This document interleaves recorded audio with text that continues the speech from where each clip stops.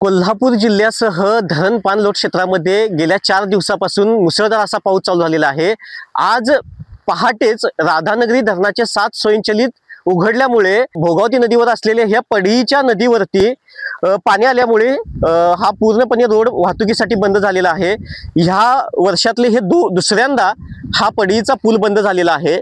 प्रशासनानेही तशा सूचना दिलेल्या आहे की राधानगरी धरणाचे 7ही स्वयंचलित दरवाजे उघडलेले आहेत, त्यामुळे भोगावती नदी पात्रामध्ये लक्षणीय वाढ झालेली आहे। त्यामुळे कुणीही नदीकाठच्या लोकांनी बाहेर पडू नका, कारण धरण पाणलोट क्षेत्रामध्ये पडत असलेला पाऊस लक्षात घेता नदीच्या पाणीपात्रामध्ये झपाट्याने वाढ होताना दिसत आहे।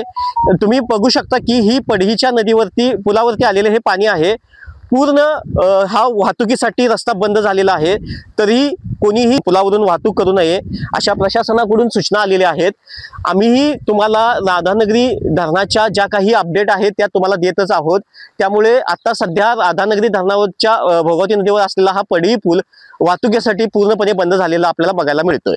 कॅमेरामन सचिन पाटीलसह मी मिलिंद कांबळे।